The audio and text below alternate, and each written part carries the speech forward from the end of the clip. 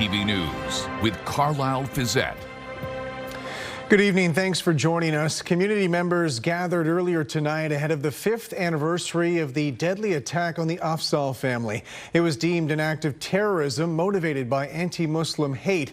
Rita Ismail has more on the reflections tonight on the progress made and the work that still lies ahead.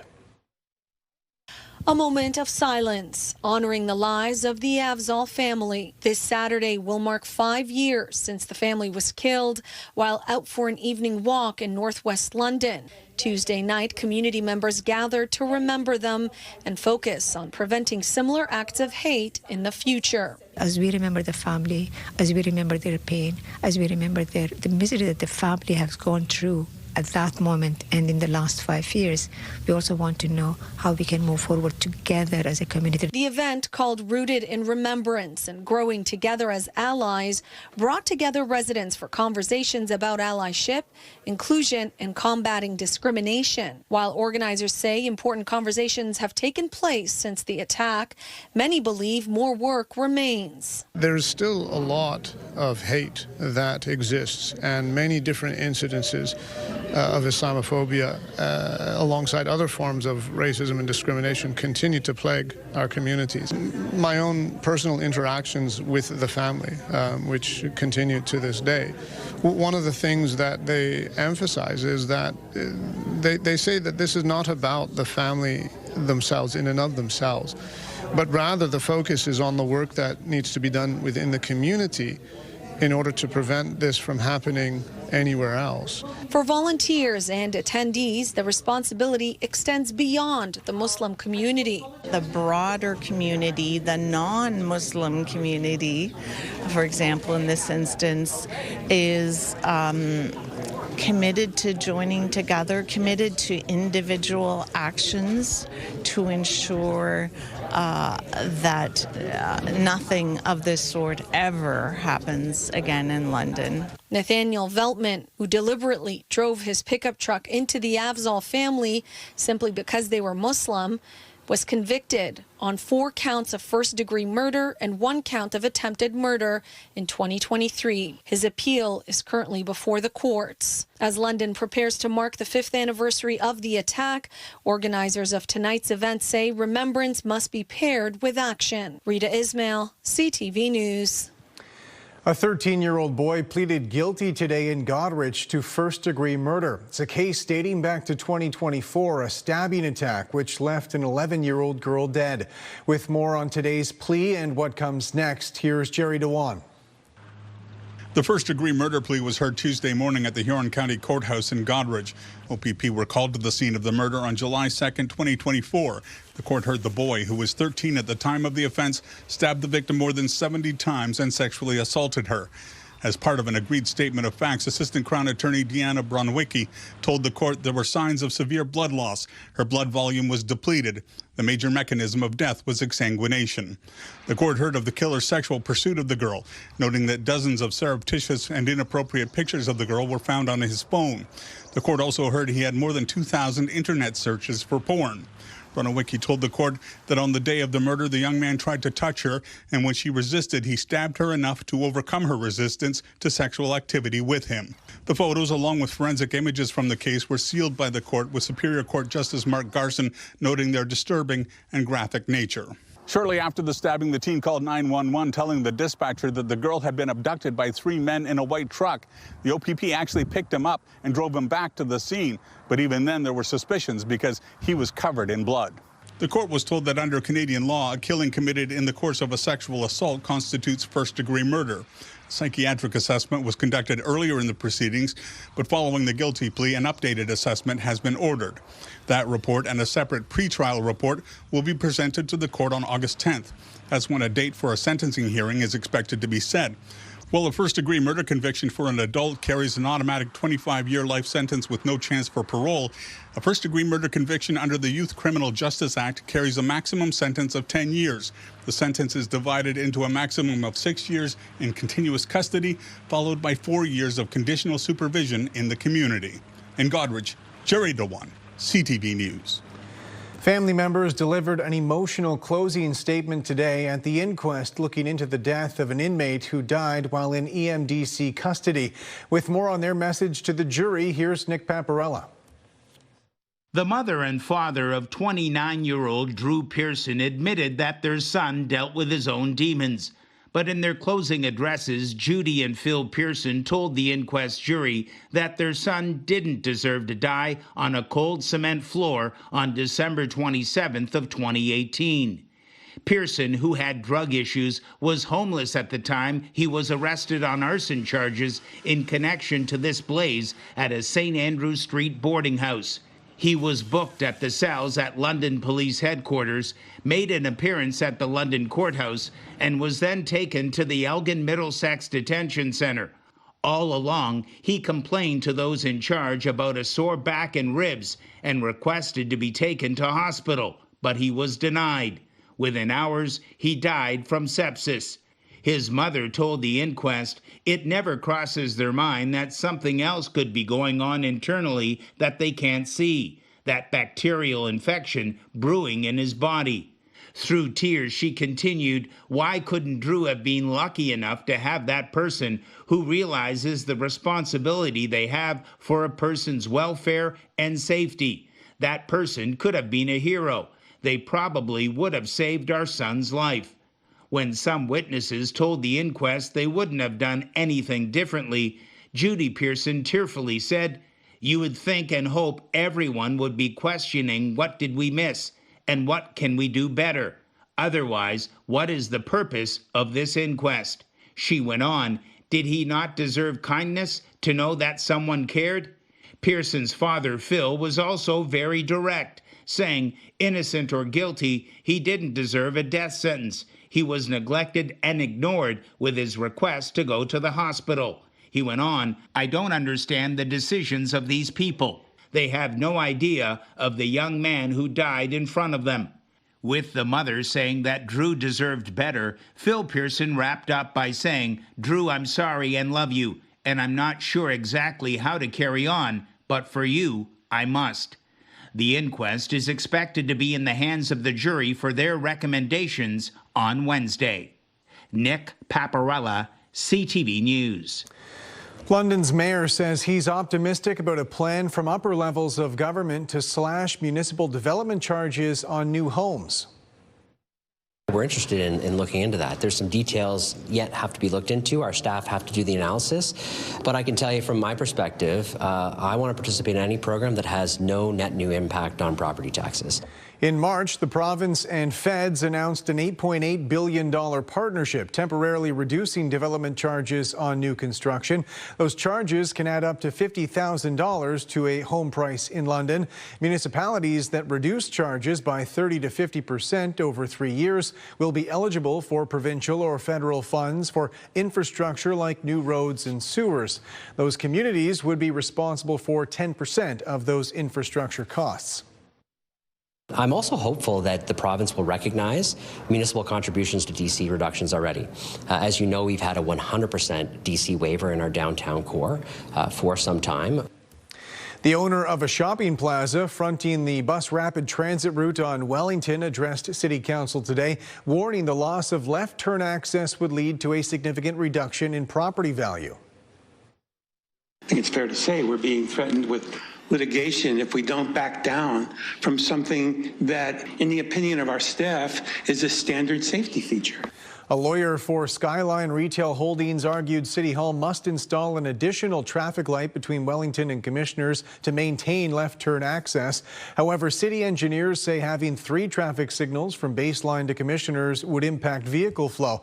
Northbound traffic will be allowed to make a U-turn to access the plaza in the future, and council approved expropriating a slice of the property to permit BRT construction. The property will be continued to be served with protected turning movements to access the property at the signalized intersections at both Baseline and Commissioners Road. Over time, users will adjust to new traffic patterns.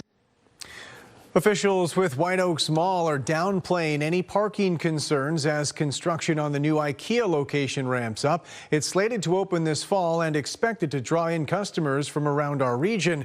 With more, here's Sean Irvin.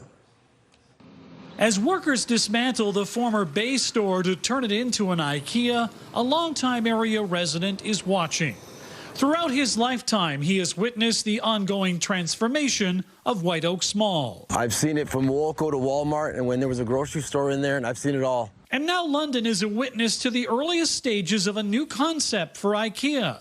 After pulling back on plans to build a full-size store in London and later closing a smaller location, this concept of a mid-sized store is generating excitement, at least according to mall officials. Because you're looking at almost 45,000 square feet and over 2,000 products that will be on sale here in London for you to browse. Once complete, this new IKEA store will be about 1/5 the size of the traditional store in Burlington. Now the question is, will this London location be enough to draw people in? And if so, will there be enough parking?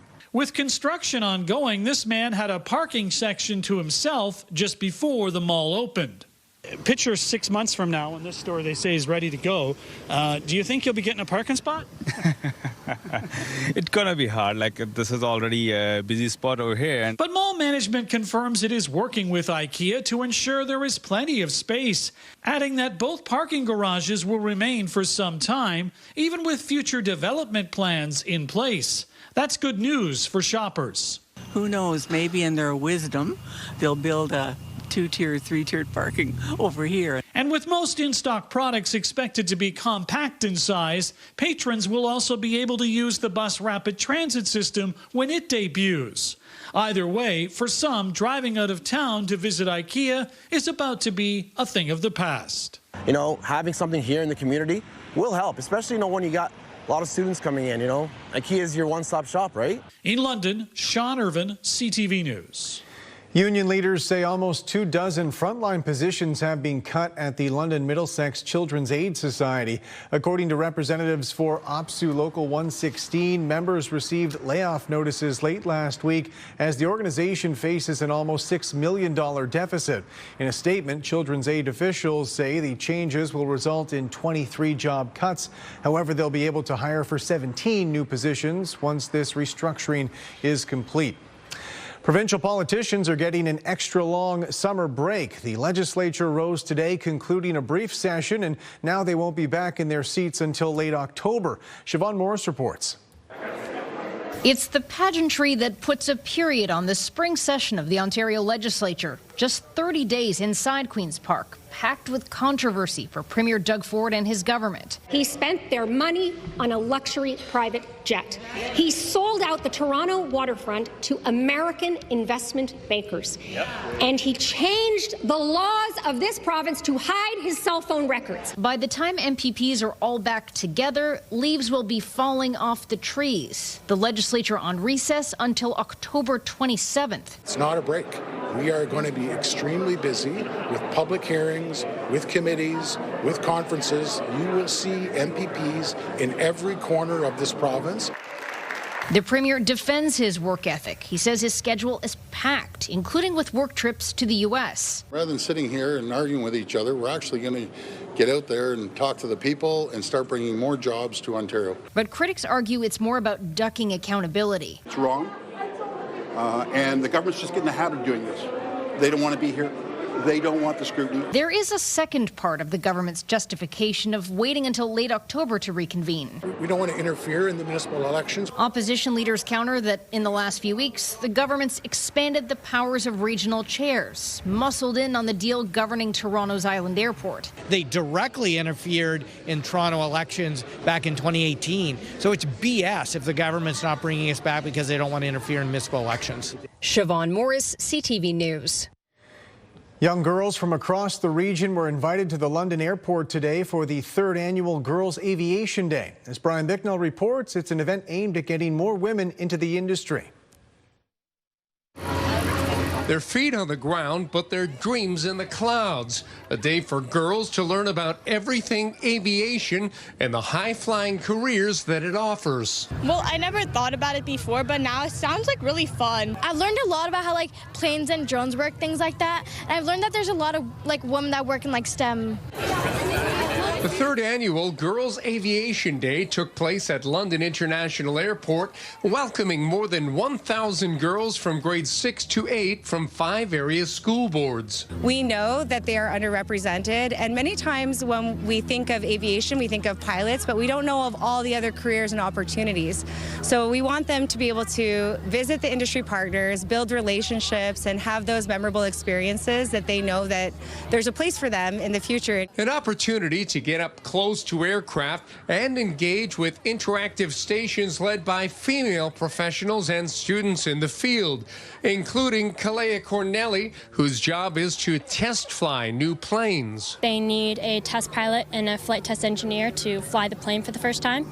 So at the International Test Pilot School, we're taught how to do that. We're taught how to risk mitigate. We're taught what flights to do, what maneuvers to fly, how fast, how high. The event was hosted by Women in Aviation International, along with Fanshawe and Western. How many times do you fly on a commercial airline and see a female as your captain, or even as a first officer? You really don't. And it's hard to want to do this when you never see it. So I want to encourage them and show them that they can do it too. Brian Bicknell, CTV News. Still ahead, a front row seat for a monumental moment. The Southwestern Ontario man and his backyard haven for neighborhood owls.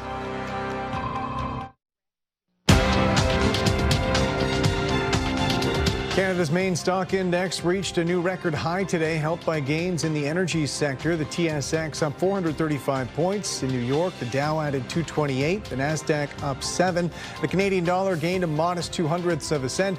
On commodity markets, gold is up more than $13 an ounce, and oil added $1.60 a barrel. The federal minister responsible for U.S. trade negotiations is in Washington, leading a delegation into a high-stakes meeting with American officials. Before that, he issued a letter to the U.S. and Mexico calling for a lengthy renewal of our continental trade agreement. Abigail Beeman reports. Minister, what are the goals of this meeting? The goals of this meeting is to be able to tell you how well it's gone when we finish at 5 o'clock this afternoon. The Canada-U.S. trade minister and chief negotiator in Washington to talk with the top U.S. trade rep, Jameson Greer. Dominic LeBlanc issued a letter to the U.S. and Mexico officially stating Canada's recommendation for a 16-year renewal of the Canada-U.S.-Mexico Free Trade Agreement. We took stock of the work that the Americans want to do with Canada and the work that we're prepared to do over the coming weeks. I remain optimistic about the work that we can do with the Americans. While a delegation from Manitoba was also here Tuesday, separately meeting with other U.S. trade officials. There's clearly a path forward. There's clearly an importance for both countries as well to find a solution to this. So, I think we heard clearly some of those irritants were. I think there's a path that we can make these kind of go away as well, though. The U.S. has made its irritants known. The booze ban, supply management, and the Online Streaming Act high on the list, with one source today quoting frustration from U.S. officials who said dealing with Canada has been a roller coaster. He seems to go and socialize and come back empty-handed while the Mexicans have been in formal negotiations, eating our lunch for the last 6 months. I am concerned that Mr. LeBlanc goes down at a time when Mark Carney has led us into the only recession in the G7. The Prime Minister, meanwhile, tried to downplay the idea Mexico is further ahead in talks. There's a series of issues, technical issues that they have with Mexico, they have with us, which is why there's a bifurcated discussion. So 30 issues or so with us, more than almost 60, I think, with Mexico at current count.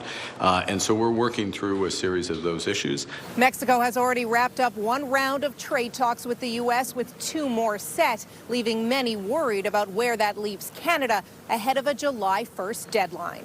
Abigail Beeman, CTV News, Washington. Good evening. Cool and comfortable overnight. The winds will be light and variable. We remain under the influence of this blocking pattern. We have more sunshine in the forecast for tomorrow.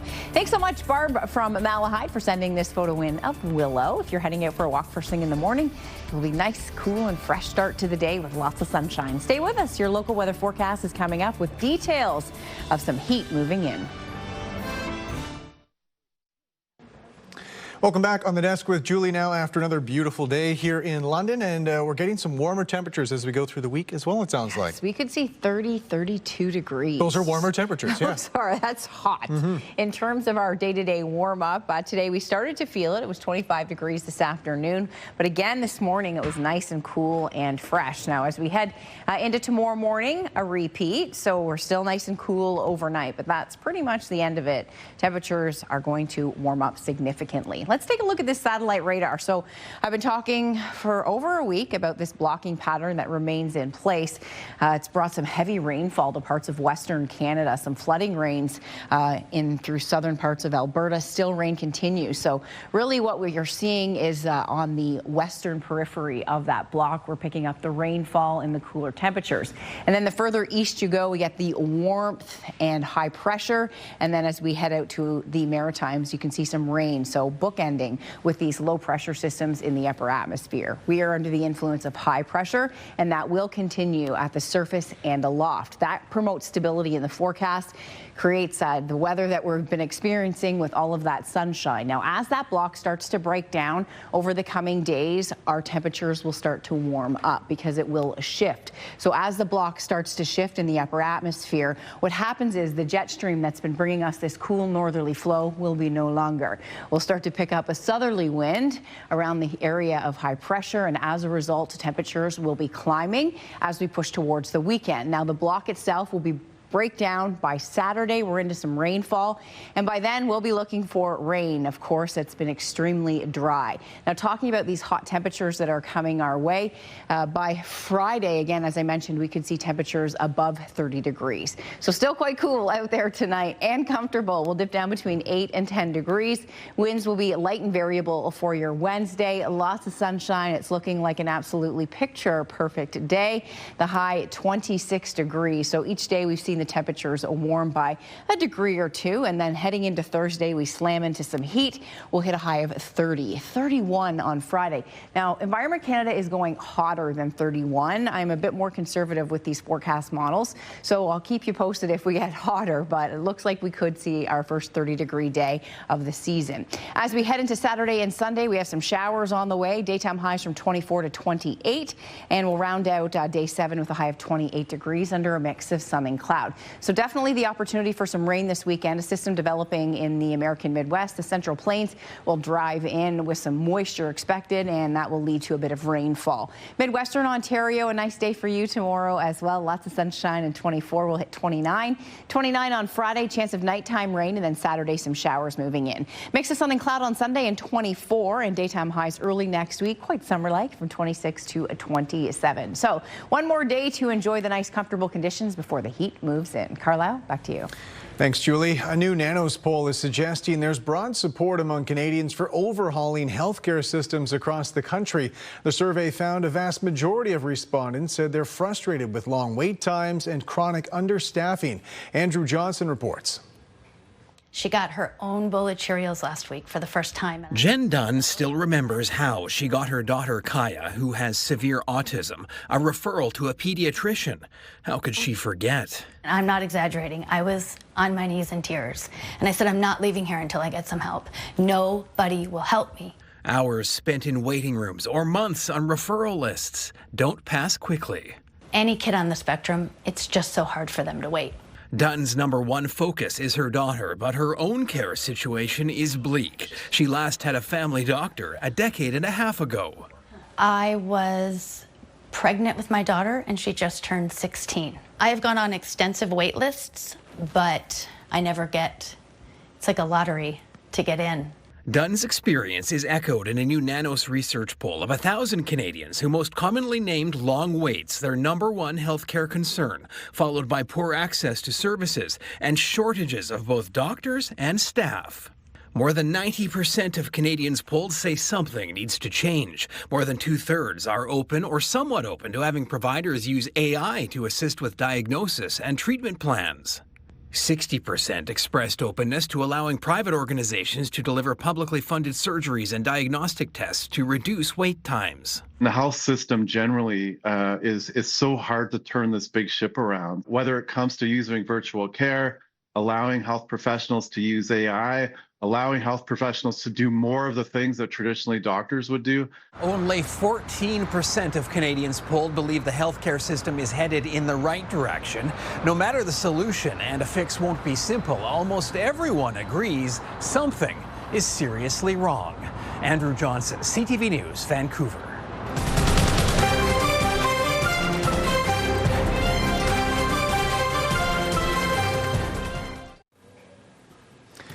Finally tonight, a southwestern Ontario man is providing a glimpse into the lives of a young owl family. He set up cameras in his backyard, capturing their major milestones as they get ready to leave the nest. With more, here's Travis Fortnum. In a Windsor backyard, a month-old eastern screech owl works up the courage to leave the nest for the very first time. A monumental step in an owlet's life, one its sibling took earlier this same spring morning. Now it's taking in the world from a nearby branch. Their departure all caught on cameras set up throughout Chris Jacobson's backyard. I don't think I ever saw an owl before this started, and now I kind of live in the owl house all winter and all through the spring. It's like I'm there. Jacobson built his first backyard owl house 8 years ago after noticing the birds seemed to love the neighborhood. The cameras came a few years later. To see exactly what they go through and how they raise their young it's pretty touching. And now he shares regular video updates through nesting season, offering thousands of people from all over a rare, up-close look at the mysterious birds. I try to post in the morning, and people get to see that first thing in the morning, and hopefully they see it before all the crazy news that's going on in the world, and it just seems to make their day. Jacobson says a female owl typically moves into the house in the fall, spending the winter there. Mating season begins in late February. This year, 4 owlets hatched in early May. This one's already left the nest, becoming the 16th young owl to fledge from Jacobson's backyard since he put up that first owl house. With this little guy getting ready to be the 17th, and 2 more still waiting inside. And then by fall, we'll have another adult here, and it'll start all over again. For Jacobson, the project has become more than a hobby. It fills his days in retirement, connects him with people across North America, and gives others a chance to start their day with a little wildlife wonder. Travis Fortnum, CTV News. That's it for us. Thanks for watching. For all of us at CTV News London, I'm Carlyle Fiset. Have a good night.